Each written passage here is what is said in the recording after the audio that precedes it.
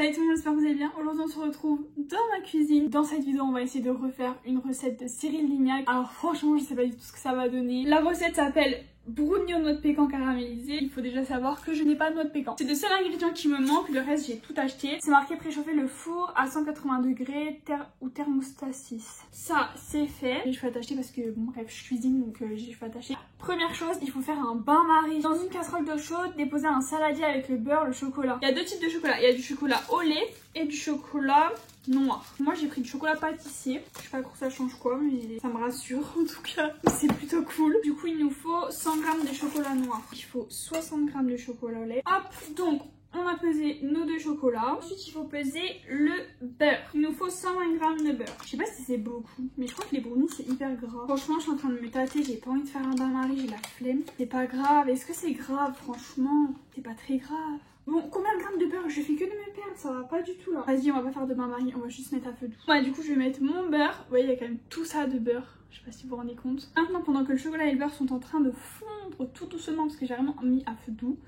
on va casser les œufs et mélanger avec le sucre. On casse nos deux œufs. Du coup, je vous ai reculé pour que vous puissiez voir un peu quand même un minimum, parce que là, je casse les œufs et tout, vous voyez rien. Du coup, on va venir mélanger les œufs vite fait comme ça, et après, on ajoute le sucre du coup. Il faut 150 g de sucre.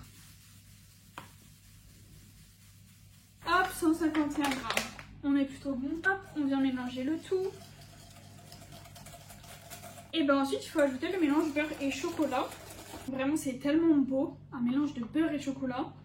Et ça sent tellement bon aussi. Et on mélange. C'est beau. De toute manière, tout ce qui contient du chocolat, c'est beau. J'adore. Ensuite, il faut ajouter 40 g de farine. Donc ça, on va le peser dans un autre petit récipient. Hop. Donc la farine. Il est pas trop bon mon poids à farine franchement. Du coup combien? 40 g. J'ai aucun cerveau, ça, je viens de vérifier il y a 2 secondes genre. On met les 40 g de farine. Il faut ajouter la fleur de sel. J'ai ajouté de la fleur de sel exprès pour cette recette. C'est-à-dire que genre j'ai jamais utilisé de fleur de sel de ma vie. Je sais pas si j'en ai déjà mangé dans ma vie, mais franchement j'en ai jamais... Oula, j'en ai de la farine partout. J'en ai jamais mis dans mes recettes. 2 pincées de fleur de sel. Mais c'est quoi des pincées genre? Bah une pincée. 2 pincées. Donc j'ai vraiment acheté un pot comme ça pour 2 pincées. C'est exceptionnel, on adore. Ma foi, il a l'air vraiment délicieux ce gâteau, mais déjà la texture, je sais pas si vous la voyez. Je vais vous la montrer là. Elle est magnifique la texture. Du coup, on va verser ça dans un petit moule. Alors, qu'est-ce qu'on utilise comme moule? Une grosse caisse comme ça. Il n'y a que des affaires de pâtisserie dedans. Je pense que je vais prendre un petit moule genre carré. Ah, c'est bien un moule comme ça. C'est un moule à gratin, mais franchement, c'est à la gueule d'un brownie, non? Vas-y, on part là-dessus.